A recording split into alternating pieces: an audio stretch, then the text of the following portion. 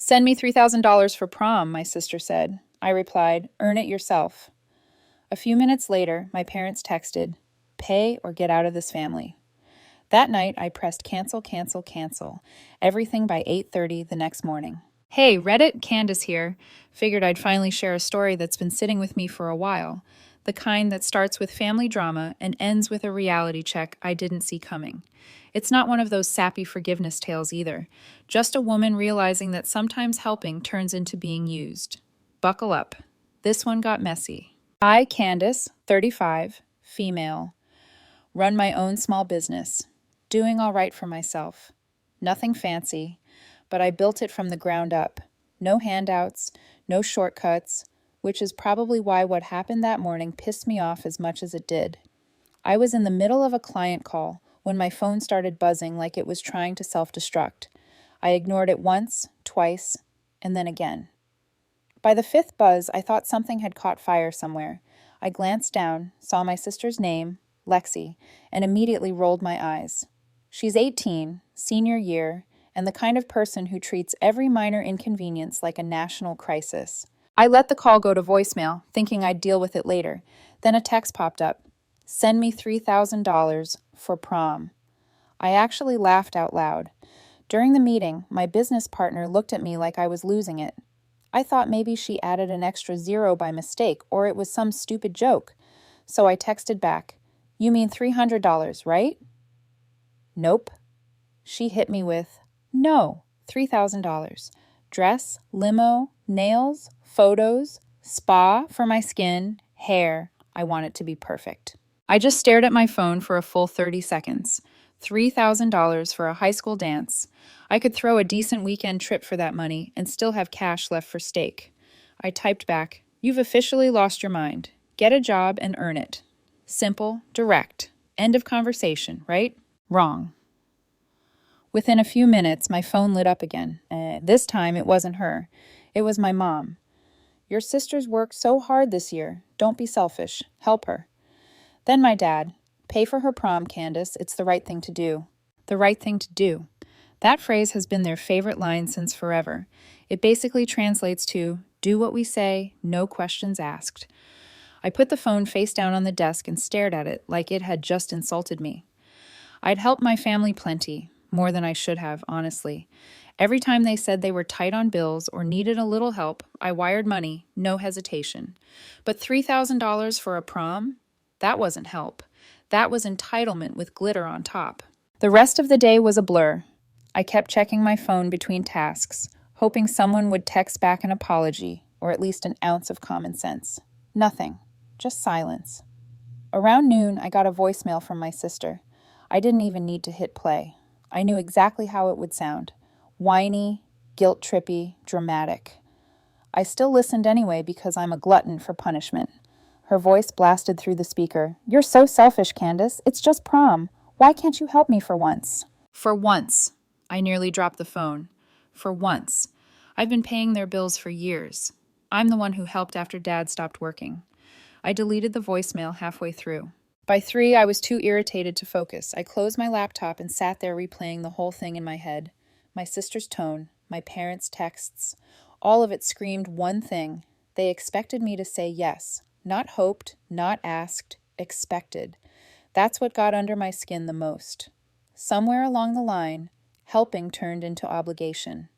They didn't see me as family anymore. They saw me as an open wallet with Wi-Fi. I tried calling my mom just to clear the air. She answered on the second ring, voice already laced with attitude. Are you done ignoring your sister? She snapped. I took a breath.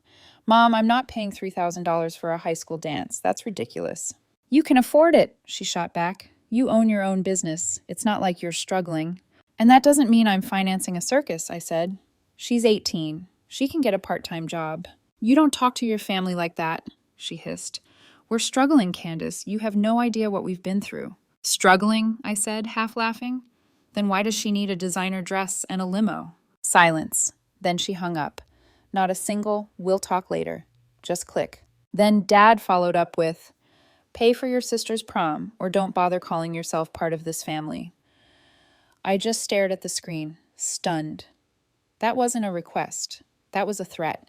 The kind of thing you'd expect from some manipulative ex, not your own parents. I sat there trying to process the audacity of it after everything I've done for them. All the bills, the so-called emergencies, the times I covered their mistakes, and they still had the guts to throw family in my face like it was some kind of weapon.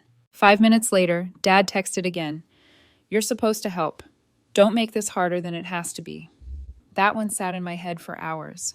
Don't make this harder, like I was the problem, like me saying no was some betrayal of the family code. I sat there staring at those messages, the word family bouncing around in my head like a bad echo. It didn't feel like love anymore. It felt like a transaction. For the first time, I started wondering if all my help over the years had just turned into their expectation. Looking back, I probably should have seen it coming. My family's been running on favoritism since my sister learned how to talk. She was the baby, the miracle child, born years after me, the surprise they treated like royalty. I was just the warm-up act. Everything I did was expected, but everything she did was special. That was the pattern. I worked hard. She got praised. I achieved things. She got celebrated. When I got my first full-time job, my parents said, "That's nice. Just don't forget to help us when we're older." When she got her first social media sponsorship for posting makeup videos, they said, "She's going places." It was always like that. Me grinding to prove I was capable. Her getting rewarded just for existing. And the older we got, the worse it got. When she turned 16, my parents surprised her, with a used convertible. When I turned 16, I was mowing lawns to save for a secondhand laptop. My mom called it building character. Apparently, I was full of character by the time I hit adulthood. Then came Dad's stroke. I still remember the phone call. Mom's voice was trembling. "He collapsed at work. They said it's mild, but he won't be able to go back full time." My gut twisted. No matter how messed up our dynamic was, he was still my dad. I drove straight to the hospital, stayed there for days, handling whatever needed handling. That's where things shifted. Guilt is a funny thing. It can make you do stupid stuff in the name of family. When Dad got discharged, their finances were a mess. Mom couldn't keep up with bills, the mortgage, medical costs. I stepped up. I opened a joint family account with me listed as the primary holder after Dad's stroke. The bank let me add them as joint users. But since the account was technically tied to my SSN, any large external transfers needed my approval. I figured it was safer that way. I told them, "This is for necessities only. Bills, groceries, medication, that's it." For the first year, I kept an eye on everything. Every withdrawal was small and reasonable. $80 for groceries, $120 for electricity, $200 for Dad's checkups. I felt good about it, like I was doing the right thing. I wasn't rich, but my business was finally doing well, and I wanted to take care of them. That's what a decent daughter does, right? Then life got busy. My business took off. I started managing bigger clients, and I stopped checking the account as much. I trusted them. They'd shown they could handle it responsibly, so I eased off. Big mistake. Slowly, things started to feel off. My sister began posting pictures online. Expensive outfits, fancy brunches, weekend getaways with friends. I brushed it off at first. Maybe she had a job I didn't know about. Maybe my parents were giving her small allowances. But then Mom started calling more often, always with some vague story. "We had another unexpected expense, honey. Can you help us out this month?" "What expense?" I'd ask. "Oh, just bills."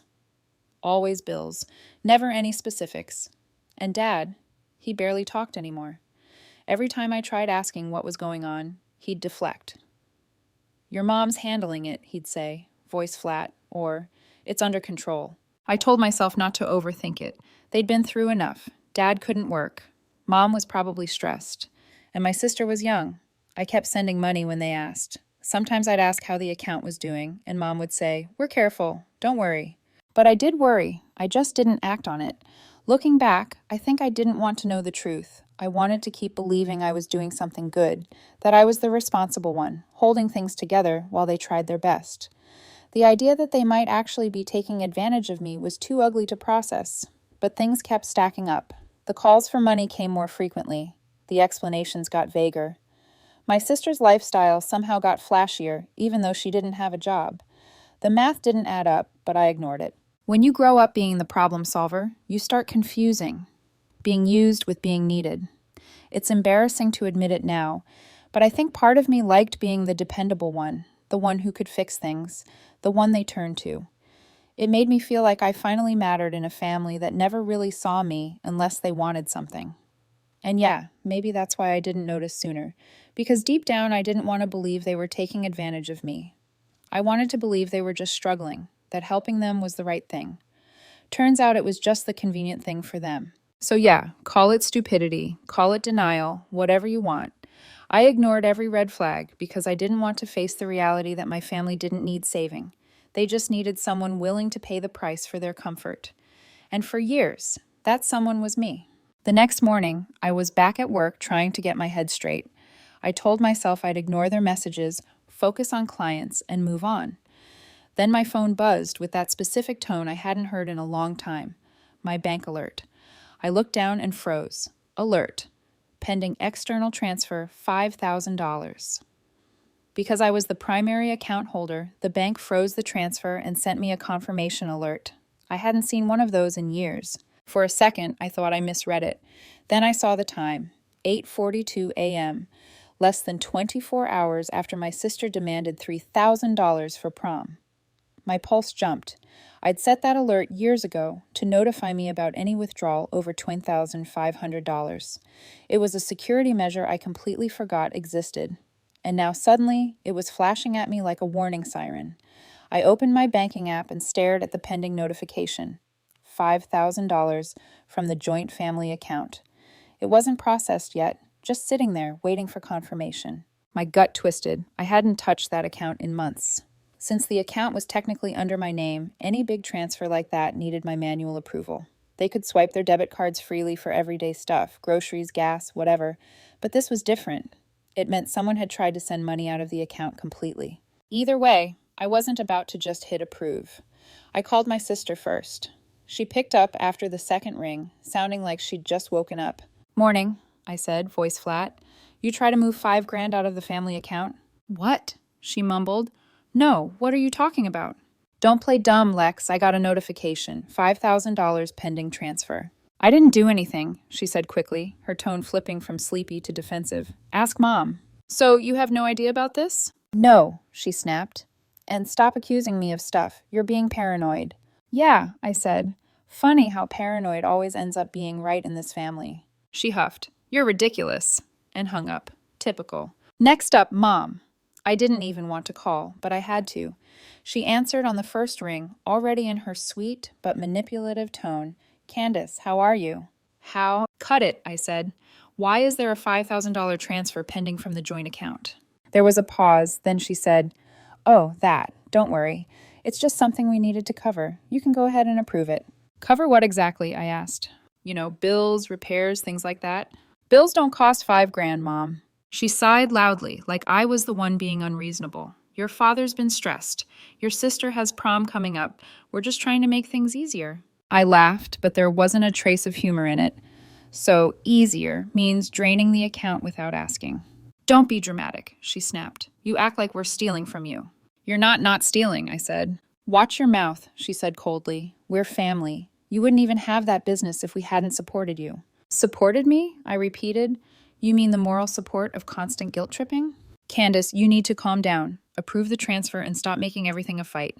"I'm not approving anything until you tell me what it's for." Another pause, then she said, quieter this time. "You'll understand when you see the photos."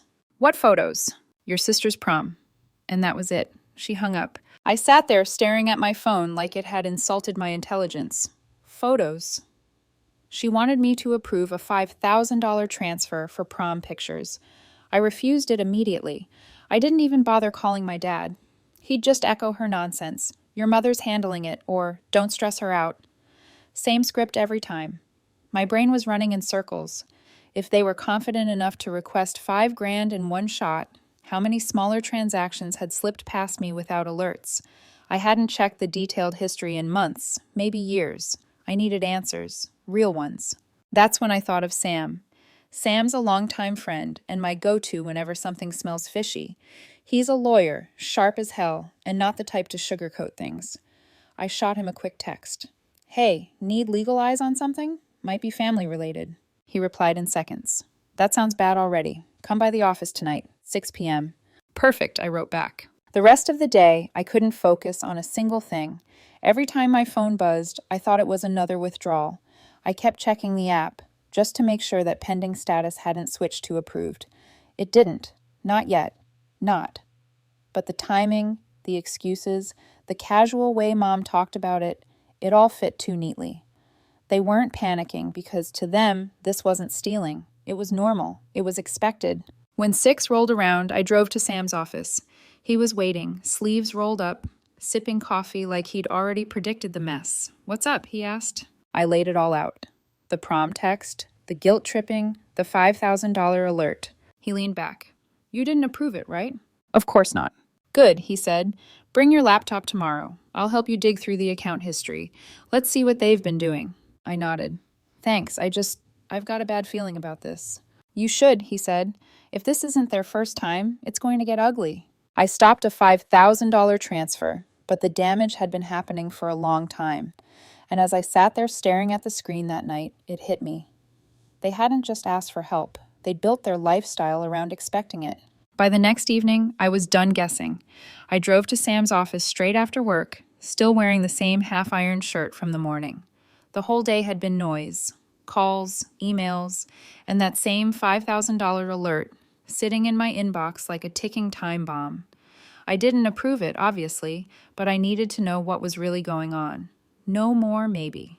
When I walked in, he was already behind his desk, sleeves rolled up, glasses low on his nose, staring at his laptop like he was about to cross-examine the bank itself. He nodded at the chair in front of him. You bring the login details? I handed him a folder. Everything's in there. He started typing, his fingers flying across the keyboard. I sat across from him, tapping my foot against the carpet, the silence thick enough to choke on. A few minutes later, he leaned forward, eyes narrowing at the screen. Well, he said slowly, you weren't exaggerating. What do you see? I asked, leaning in. He turned the laptop toward me. Look at this. It's been going on for years. The first few pages looked normal. Small transactions, grocery stores, utility payments. Then the pattern changed. Hundreds turned into thousands. And then there were names that had no business showing up. Jewelry stores, boutique clothing shops, travel agencies, and what looked like a prom event planner. Sam scrolled through the list, his tone even but firm. These charges go back 4 years, small enough individually that you wouldn't notice, but together? He pulled up the total. We're talking just over 80,000. My chest tightened. I stared at the screen, trying to process the number. 80,000? He nodded. Yep, slow bleed. They probably thought if they kept it under the radar, you'd never check. I rubbed my temples. I feel like an idiot. Honestly, you're human, Sam said, almost smiling. You trusted your family. That's what makes this sting. I've seen a lot of cases like this. I looked at the breakdown again. Jewelry store charges popped up every few months. Boutique names I didn't recognize. Payments to what looked like a travel agency in Kansas City. Then those tiny sneaky charges. $300 here, $450 there, always labeled as household MSC or personal expense. Sam kept scrolling. Credit card companies, too. They've been funneling your money to cover their debts. I leaned forward, jaw tightening. So all those times they said they were short on bills or had a medical emergency were lies, Sam finished. He didn't flinch saying it. It hit me hard, but not in the way I expected. I didn't feel sad or broken. I just felt cold, like I'd finally hit the point past disappointment. Sam glanced at me. You want to see the prom thing? I frowned. What do you mean? He highlighted one of the recent transactions. I almost laughed. They didn't even try to hide it. They didn't think they had to, Sam said. They probably assumed you'd never check again. He wasn't wrong. They'd trained me to look the other way, to believe that family helps family meant shut up and pay. I slumped back in the chair, staring at the glowing screen. Over 80 grand, I repeated quietly. That's how much I've basically donated to them. Sam nodded and started printing the records. Each page slid out of the printer with a sharp click, click, click, proof of 4 years of manipulation. He handed me a thick stack. I'd keep these safe. You'll need them if things get messy. Messy? I asked. People like this don't just admit they're wrong, he said. They double down. He wasn't wrong about that either. I flipped through the pages, skimming the transactions, the dates, the stores. Every line felt like a slap, a reminder of how blind I'd been. Mom's, we had another rough month. Dad's, we're struggling to keep up. My sister's, I deserve this. Every word replayed in my head, but now they sounded different. Less like please, more like rehearsed lines. All those emergencies, lies, every last one of them. I should have felt heartbroken, but I didn't. I was past that. It's like once you see how far someone's willing to go to take advantage of you, the love part just switches off. At home, I spread the printed papers across my kitchen table like puzzle pieces. Lines of transactions, dates, and charges filled every inch of the surface. Jewelry, boutique, travel, event planner, over and over. It was like watching my own generosity get itemized into luxury goods. I pulled out my phone and scrolled back through old text messages from my mom. We're short this month. Can you help with groceries? The car needs repairs. Every single message now had a $sign attached to it in my head. Not one was real. I sat there for hours, just looking at it all. My phone buzzed a few times. Mom, Dad, even my sister. I didn't answer. I was done explaining myself to people who only listened when I was paying their bills. It wasn't about revenge. It wasn't about getting even. It was about ending it. By midnight, I had everything stacked neatly in a folder. Every printout, every bank record, every lie documented. I stared at the folder for a long time, then set it by the front door. Tomorrow I was going to visit them. Not to argue or beg for an explanation, just to end this once and for all. The next morning, I woke up early. Didn't even need an alarm. I barely slept. Just kept staring at that folder on the table like it was some kind of loaded weapon. By 7, I grabbed it, got in my car, and started the drive to my parents' place. Their house sat in a quiet suburban neighborhood. Same home sweet home sign they've had since the 90s. The kind of place that looks normal from the outside, but you know the walls have heard a lot of yelling. When I pulled into the driveway, I took a deep breath, grabbed the folder, and walked up to the door. Before I could knock, my mom opened it like she'd been waiting. "Candace," she said, all tight smile and fake warmth. "Did you finally calm down?" I stepped inside without answering. The air in there felt thick, not just from the stuffy heater, but from tension. My dad was standing near the window, arms crossed, face unreadable. My sister was on the couch, scrolling her phone like she couldn't care less. "Sit down," my mom said. "We need to talk." "Yeah," I said, dropping the folder on the coffee table. "We do." She frowned when she saw the stack of papers. "What's that?" "Proof," I said flatly. Her smile twitched.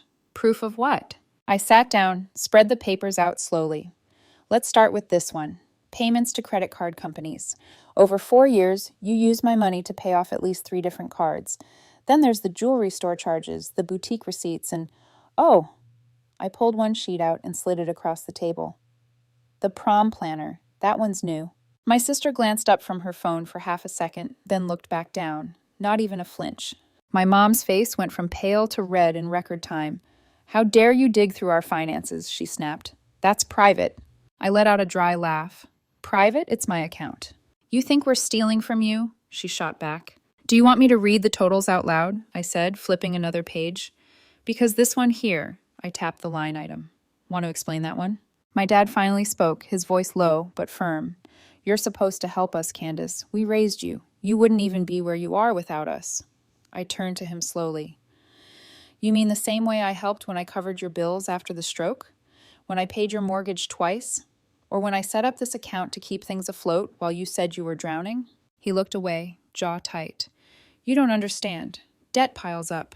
We did what we had to do." "Yeah," I said, my voice steady.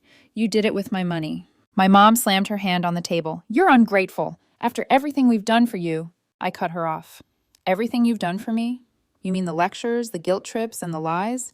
Every time I sent money, you told me it was for groceries or medical bills.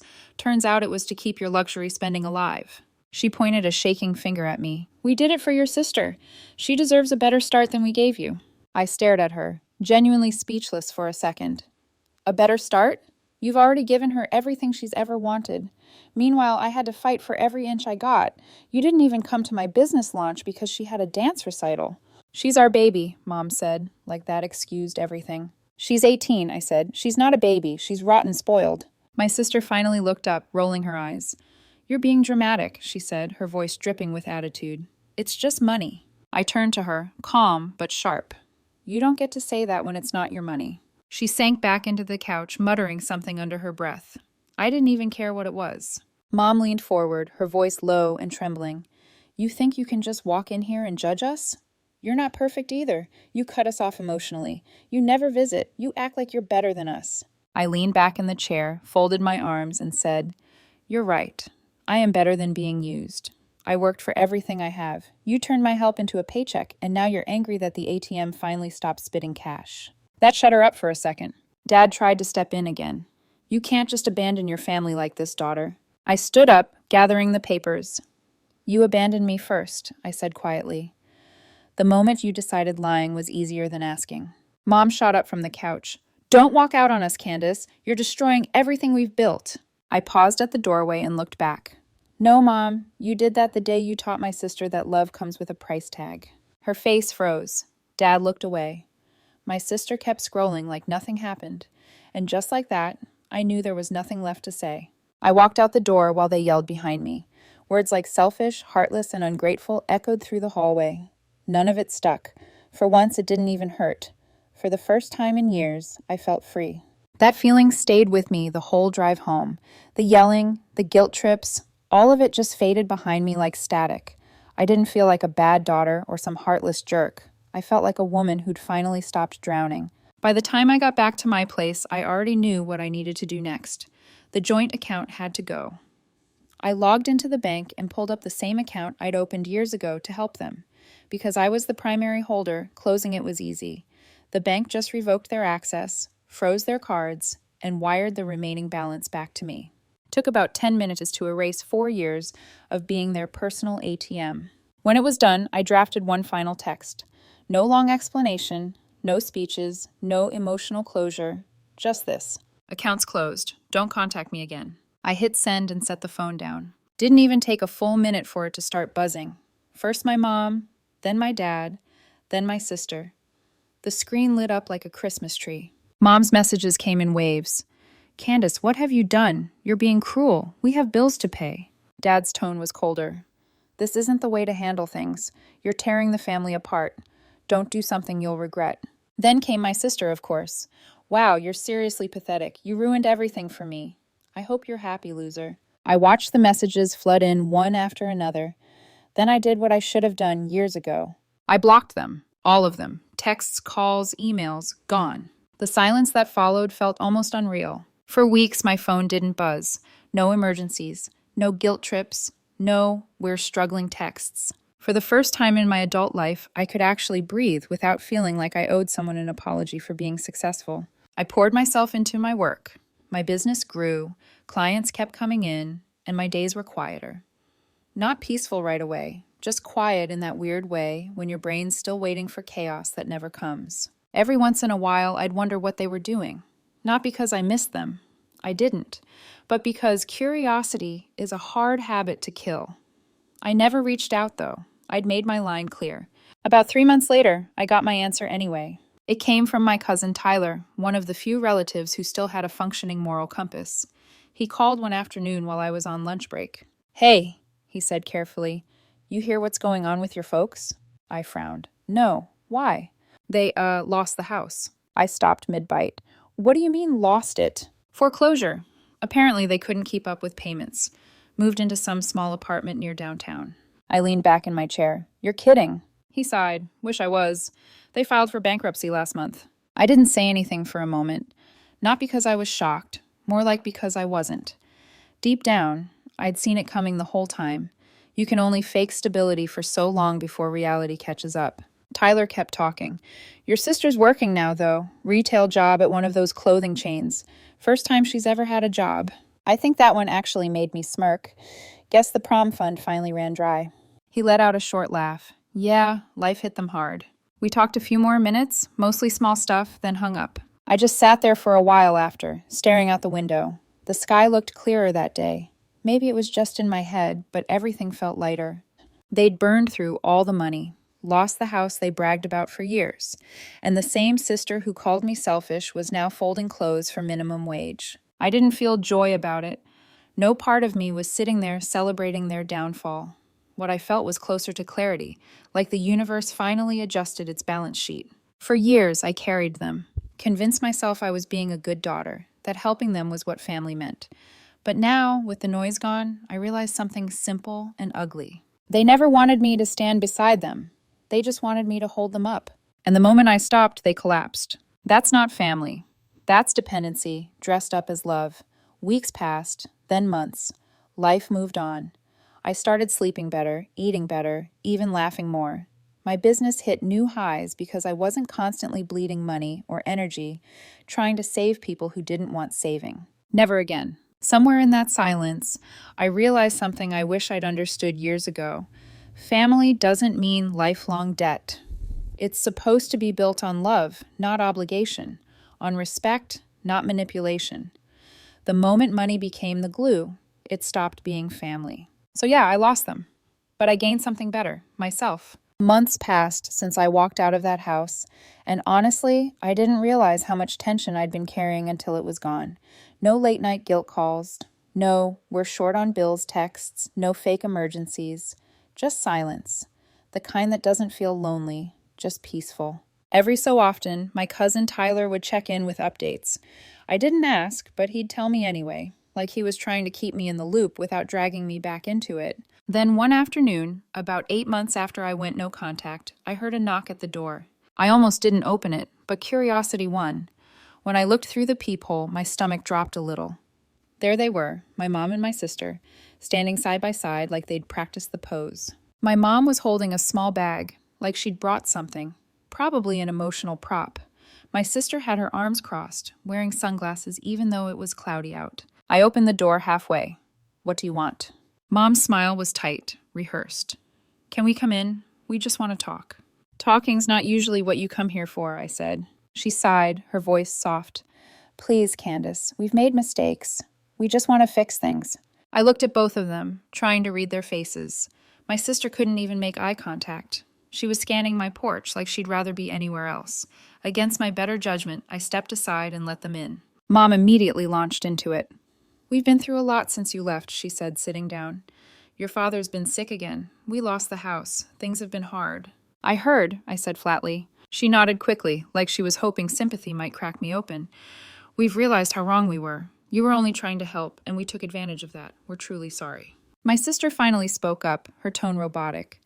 Yeah, we shouldn't have said those things to you. It almost sounded believable, almost. Then my mom pulled an envelope from her bag and slid it across the table.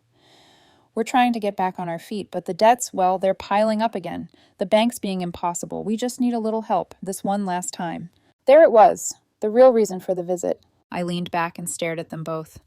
You know, I was actually waiting to see how long it would take before you asked for money again. Mom's face went pale. That's not fair. It's completely fair, I said. You've been playing the same game for years. You cry, apologize, and then hold out your hand. Her voice trembled. You don't understand what we're going through. Oh, I understand perfectly, I said, standing up. You're still trying to make your problems my responsibility. My sister's mask cracked. Then she dropped the fake calm and sneered. You're pathetic. You sit here acting all high and mighty because you have money, but you're just a selfish jerk who abandoned her family. I turned to her, calm as ever. You're folding jeans at a store because you never learned the value of work.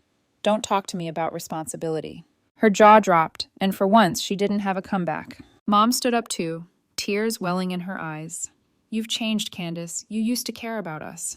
I cared, I said, until I realized caring was just another way for you to control me. They both stared at me, waiting for me to cave. I didn't. I pointed toward the door. We're done here. My sister muttered something under her breath as she stormed out. Mom lingered for a second, maybe hoping I'd stop her, maybe realizing I wouldn't. Then she left too, pulling the door closed behind her. The silence that followed was heavy, but it wasn't painful. It was relief. Pure, simple relief. I stood there for a while, looking at the empty spot where that envelope sat on the table. I could have helped them. I had the money. But that's not what they needed. What they needed was to finally live in the world they built, without my safety net. That night, I sat outside on my porch, watching the sun go down. The air was cool, quiet. My phone stayed silent, and I hoped it would stay that way. I thought about how everyone says family's everything, but no one talks about how sometimes family is the thing that drains you dry. Boundaries don't make you cruel, they make you sane. And yeah, they still probably tell people I'm cold, selfish, heartless, but I sleep fine. Because at the end of the day, they called me selfish for protecting my money. But I'm not the one who stole from family. YouTube just dropped this new hype feature. If you're hooked on this story, smash that hype button. It tells YouTube, this video deserves to blow up. And it keeps even crazier stories coming your way. So, if you've ever been the one holding everything together while everyone else takes advantage, if you've ever been guilted for saying no, let this be your reminder. You don't owe anyone your peace. You can love people and still close the door. You can forgive them and still walk away. You can care deeply and still choose yourself. Because family doesn't mean sacrifice without limits. It doesn't mean giving until you're empty. Sometimes walking away isn't cold, it's courageous. And sometimes losing people who drain you is how you finally find yourself. That's what I learned the hard way. And honestly, I wouldn't change a thing.